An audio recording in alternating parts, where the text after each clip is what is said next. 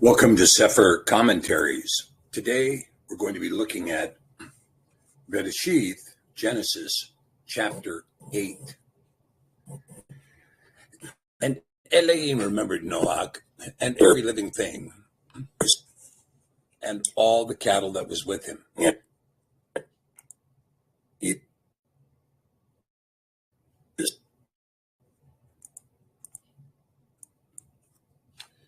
In the ark, and Elohim made a wind to pass over the ark, and the waters assuaged. The fountains also of the deep and the windows of heaven were stopped, and the rain from heaven was restrained, and the waters returned from off the earth continually. And after the end of the 150 days, the waters were abated. And the ark rested on the 7th month, on the 17th day of the month, upon the mountains of Ararat, and the waters decreased continually until the 10th month. In the 10th month, on the first day of the month, were the tops of the mountains seen. Okay, so a little bit about this first paragraph. We see fundamentally, and it's a very important point of this, is that we had 150 days that have elapsed from the 17th day of the 2nd month to the 17th day of the 5th of the 7th month, exactly 150 days. Now, you could construe this as, 1 month of 30 days, 2 months of 29 days, and 2 months of 31 days. But it is more often reckoned as 5 30-day months, lending credence to the idea of a 360-day year, or what they call the prophetic year, of 12 30-day months. Now, this is interesting. It's also referenced to some degree in the book of Daniel, when you see the idea of 1,260 days being equated to 42 months, and also a time times and half a time, or a time, which would be 1, times 2 and a half a time, 0.5, or 3.5 years. 3.5 years, dividing up 1,260 days, would equal 42 30-day months. Now, this is also a very interesting feature because it does tend to show a prophetic calendar. However, Daniel 12 may also be instrumental in this, saying that blessed are those who see 1,290 days. That is to say, there's a 30-day term lengthened to it, and then 1,335 days. This may be an ultimate calendaring reckoning that takes place to justify a 360-day prophetic calendar over a period of time, possibly, for instance, that after 3.5 years, we have a reckoning of 30 days. So 1 year is 1,290 days. And even that leaves you short for some period of time, that over a period of 7 years or 14 years, maybe, there's an ultimate reckoning that takes you out to the 1335, an additional 45 days. So all of that is possible. But nonetheless, we can see that here, that the waters are going to abate, but they're not going to cause the water to recede enough for the mountaintops to be seen for another 3 months. They just stopped rising. Now, equally true, it is not on Mount Ararat that the ark landed, but rather on the mountains of Ararat, which, again, quite often we have to deal with the research claims made by Ron Wyatt, which I do not believe are substantiated. And particularly given the fact that, and the discussion of the ark appears to be built like a coffin. In other words, it was rectangular in its size, not with a point in the front, not built like some ship that was being built by the Britons, in the 16th century, but rather a floating raft, essentially a barge, in the shape of a rectangle. That's how it's described, as in the shape of a rectangle.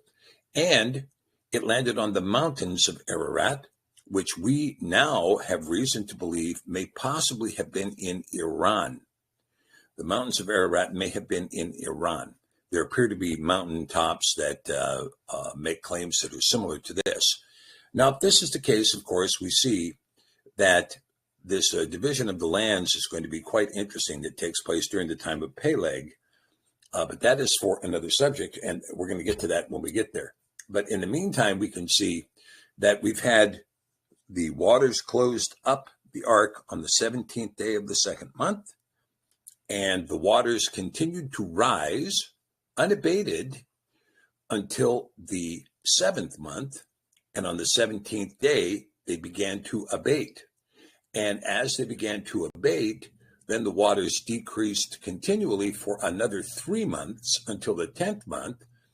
And on the 10th month, on the first day of the month, well, let's make that 2.5 months, the tops of the mountains were seen. Okay, so now we can begin to see that there's relief being given to Noah and his family. And it happened on the end of the 40 days that Noah opened the window of the ark which he had made. And he sent forth a raven, which went forth to and fro until the waters were dried up from off the earth. All right, well, let's take a look at that and see what we're talking about here. There's going to be a 40-day period that's going to take place from the first day of the 10th month. So this is going to take us into the 10th day of the 12th month. And he sent forth the raven, which went forth to and fro until the waters were dried up from off the earth. And he sent forth a dove from him to see if the waters were abated from off the face of the ground. But the dove found no rest for the sole of her foot, and she returned to him into the ark, for the waters were on the face of the whole earth. Then he put forth his hand and took her and pulled her to him into the ark. And he stayed yet another 7 days, and again he sent forth the dove out of the ark. And the dove came to him in the evening, and lo, in her mouth was an olive leaf plucked off. So Noah knew that the waters were abated from off the earth, and he stayed yet another 7 days, and sent forth the dove, which returned not to him again anymore. Now this puts him on it would have been the 17th day of the month, then followed by, would have been the 10th day of the month, followed by 7 days to the 17th, followed by another 7 days to the 24th day of the 12th month, that the dove does not return to him anymore. Now, let's not get confused in thinking that the 12th month was December. It was not. The month is going to be most likely February or March, in that time range. And it happened in the 601st year, in the first month, the first day of the month, that the waters were dried up from the earth. Okay, so the first day of the month, in the first month of the year, in the 601st year of Noah, the waters were dried up. So again, this is, we're talking about after the dove has come back, and 6 or 7 days later, we can see that we've entered into the first month of the year, and the waters are dried up. And in the second month, on the 27th day of the month, the earth was dry. So you can see that the boat came down probably on mud flats, and likely impossible to walk because there was so much water damage and mud, and it didn't dry up for almost 2 months. So all of the first month, and then 27 days of the second month. And Elohim spoke to Noah, saying, "Go forth out of the ark, you and your woman and your sons' women with you, and bring forth with you every living thing that is with you of all flesh, both of fowl and of cattle, and of every creeping thing that creeps upon the earth, that they may breed abundantly in the earth, and be fruitful and multiply upon the earth." And Noah went forth, and his sons and his woman and his sons' women with him, every beast, every creeping thing, and every fowl, and whatsoever creeps upon the earth after their kinds, went forth out of the ark. And Noah built an altar to Yahweh, and took of every clean beast and of every clean fowl, and offered ascending smoke offerings on the altar. And Yahweh smelled a sweet savor, or a settled odor is a better way to put that. And Yahweh said in his heart, "I will not again curse the ground for man's sake, for the imagination of man's heart is evil from his youth. Neither will I again smite everything living as I have done, while the earth remains, seed time and harvest, cold and heat, summer and winter, and day and night shall not cease. Okay, so here we're going to get, once again, we have the idea of, first of all, a separation between clean food and unclean. Well, I wouldn't call it food. Let's call it clean animals and unclean animals. Now, the clean animals that are discussed in Scripture are very interesting because one of the things we know about the clean animals, at least as they are named in Scripture, is that these animals are not coprophagiastic. And this is a very important delineation between the clean and the unclean. The unclean ingest feces of sometimes their own and sometimes the feces of other animals. That's called being a coprophagiastic animal, as compared to the clean beasts, which do not ingest the feces of other animals or of their own feces. They don't do that. So this distinguishes the clean from the unclean. Now, we talked earlier about the idea of this thing called agrogenetics, and we see agrogenetics, potentially referenced in Genesis 1 and Genesis 2 with the transaction and the transgression of Hua and Adam, who ate from a tree of the knowledge of good and evil. And they were blocked from eating from the tree of life because they had eaten from the tree of the knowledge of good and evil, which may have created a genetic propensity, a genetic change that was the result of a genetic trigger. Now, this is different from a genetic modification or a genetic mutation that a lot of people think, well, there was a mutation because the serpent beguiled Hua. And some people read that as seduced Hua, and therefore the seed of the serpent was found in Cain. But I am not certain of that at all. And in fact, we have a discussion in Genesis 3 that says, no, it was Adam that knew Hua, and she conceived and gave birth to Cain. Well, what does this tell us about what happened? Was it a genetic mutation or was it a genetic trigger? And this would be slightly different. In other words, there would have been a latent propensity inside of the genetic code of both man and woman to cause death to come into the world. And it merely was triggered by this eating from the tree of the knowledge of good and evil. And of course, the temptation that was given to eat from the tree of the knowledge of good and evil was a temptation that said, you shall know what Elohim knows. You shall have the knowledge of everything that he has, not only the knowledge of being obedient to Yah, but the knowledge of the ability to be disobedient to Yah. Now, we describe that as singularity or self-awareness, and it's very clear that the scripture describes self-awareness in Adam and Hua.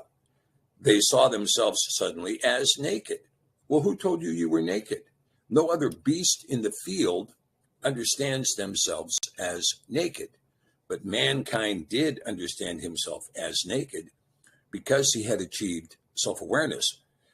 And because of this, we call this singularity. Now, singularity is something that I believe, has been achieved in the modern world, in particular in what we see with artificial intelligence, and in particular, super artificial intelligence or super general artificial intelligence, the application of AI in modernity, becoming self-aware.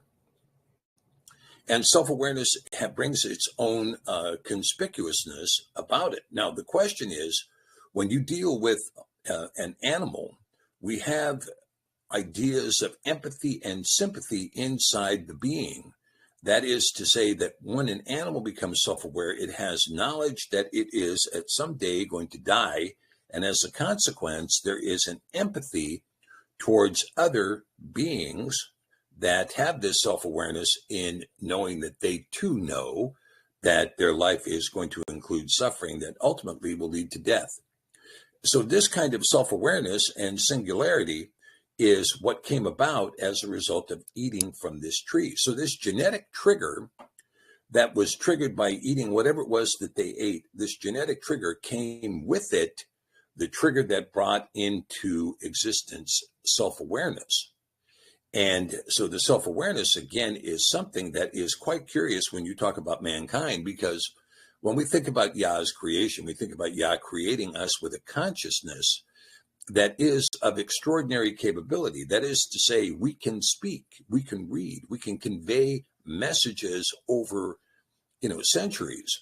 We can preserve knowledge, and we can engage in multiple languages. I mean, these kinds of things are really quite keen in us being able to have the ability to transfer our knowledge base to someone else via communication that is gifted only to mankind. We now see communication being gifted, however, to AI, who also can communicate in multiple languages, including self-invented languages between the two accommodating forms of AI. So because of this singularity, this ability to communicate is something that is conspicuous to the consciousness of Yahweh. So it is written that he created man in his image and likeness.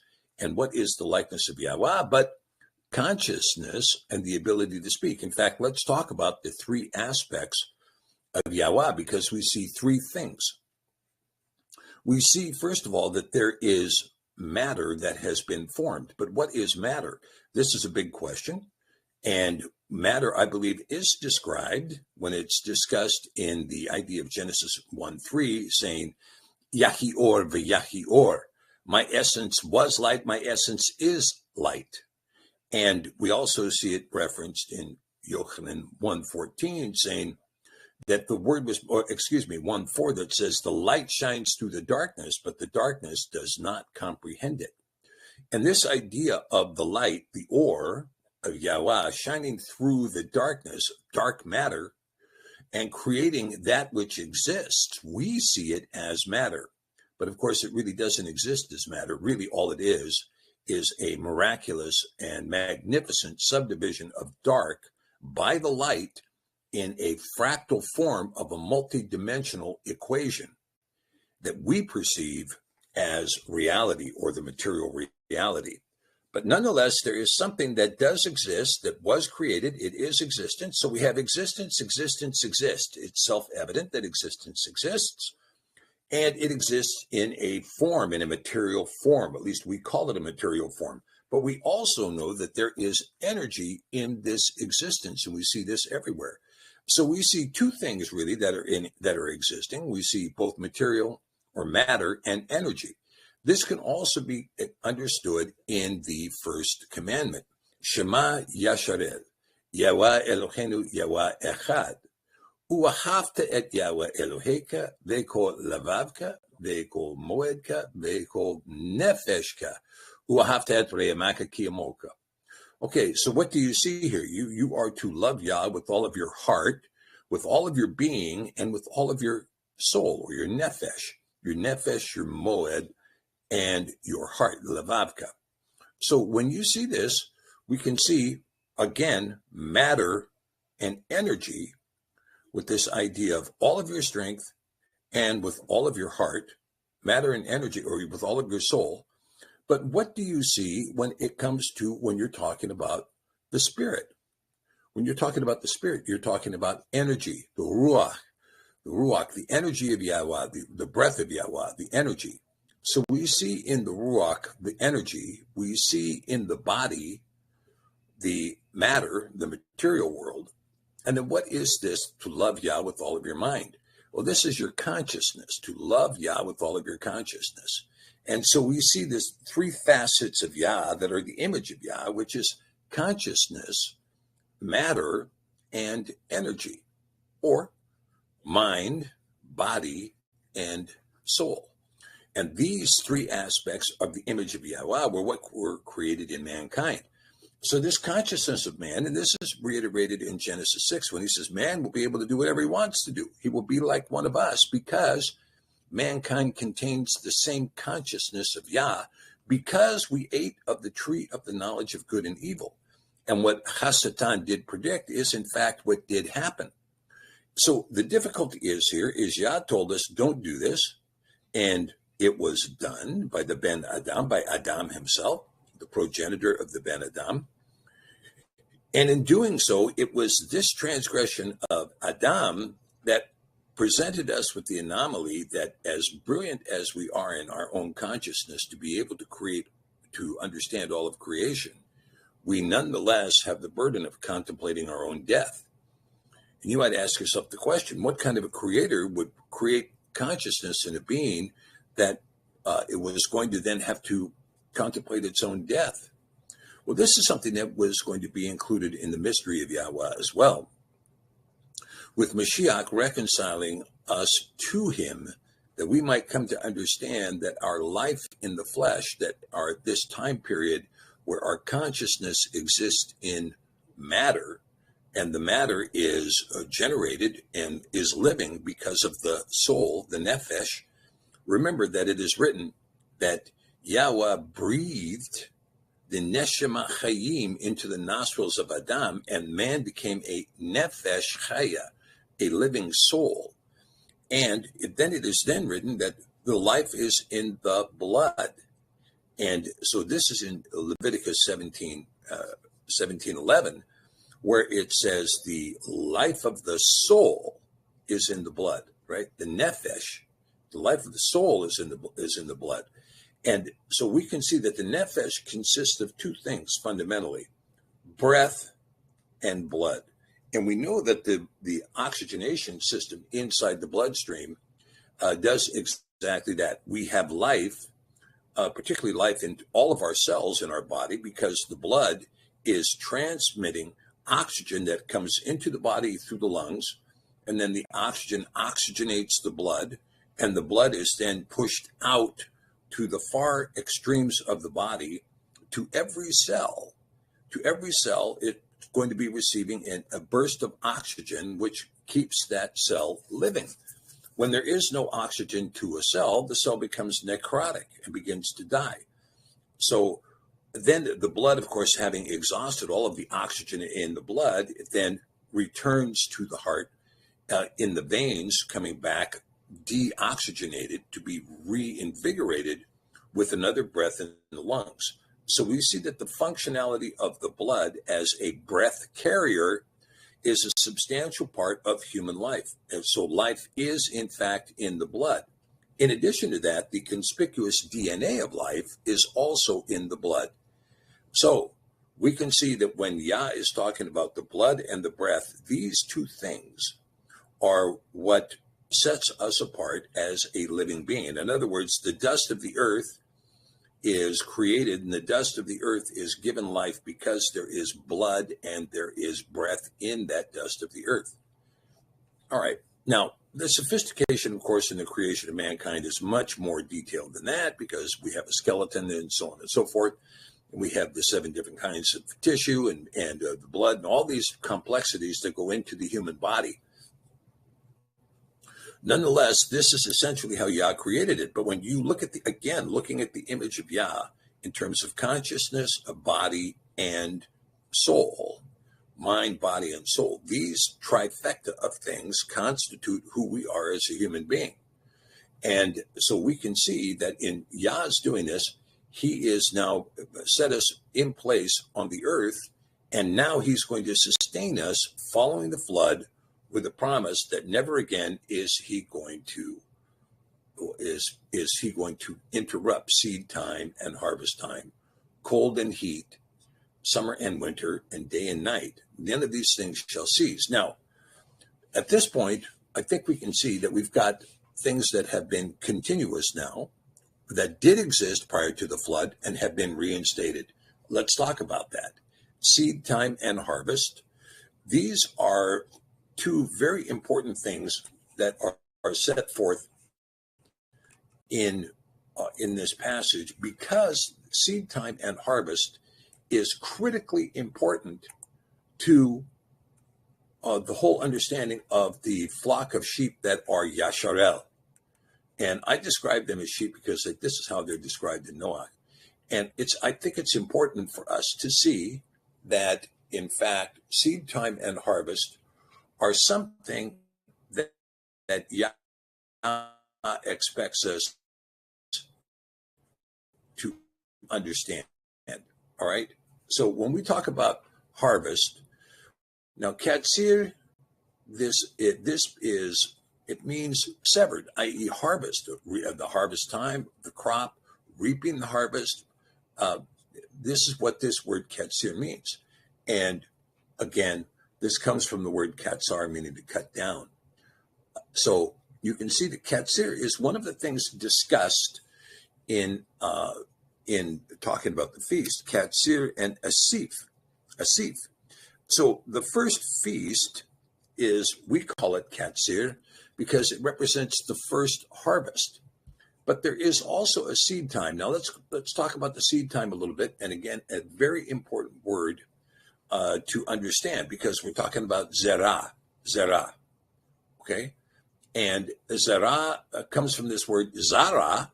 Basically, it's spelled the same way, which is zayin resh ayin, zara, meaning to sow, to disseminate, to plant, okay, or to bear, or to conceive seed, zara, to set with the sower. But zera means seed. And so we can see, for instance, with this word zera, when we look at the name Zarak, who was the firstborn child of Judah, Zarak, we know that this Zarak is, you have this word Zara, but you have this idea of the kaf at the end of Zarach. And again, you'll oftentimes see the name spelled Zara, Z-A-R-A-H, Perez and Zara, because there is more or less the conversation saying that the is not pronounced. So in other words, they give a pronunciation version of the word rather than a transliteration form. The transliteration form is going to include the CH, Zerach. So we can see with the name Zerach, we have at the end a final kaf, and a final kaf, or a kaf sofit, is a suffix on the word that has a particular meaning. Now, you heard me say the Shema, uahavta et reacha kiamoka, uahavta et levavka.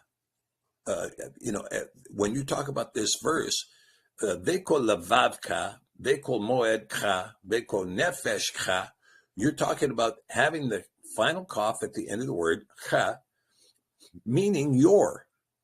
You shall love Yah with your heart, with your everything, and your soul. And you shall love your neighbor as yourself. Re'acha kiamocha. You see, your, the ka at the end is a suffix meaning your. So when we see the word zarach, this is the word meaning your seed, zarach, your seed. Okay, and katsir is going to be the harvest, okay? Katsir, the harvest. Now, these two times are important for Yah. He's making a point here that you're going to maintain and you're going to have forever seed time and harvest. And this becomes very important in terms of understanding what is happening with the rhythm of life that Yah is giving. So here we're going to see this rhythm is being set out. Oh, seed time and harvest, cold and heat. Okay, that's basically winter and summer, cold and heat. So the winter is going to be cold, the summer is going to be hot. Summer and winter, day and night. So the seasons are not going to end. The years are not going to end. The days are not going to end. The rotation and the orbit of the earth will continue. Now, one last word I wanted to point out, that when we talk about in the Shemot 23:16, we talk about the katsir of the first fruits of your labors that you have sown in the field, zarah, in the field, and the feast, the chag of ingathering, asif. Now, asif is, again, a name that is not talked about as a feast because it's not identified in Leviticus 23, but it nonetheless is a feast. This is called the Feast of the Ingathering, the Chag Asif, and this means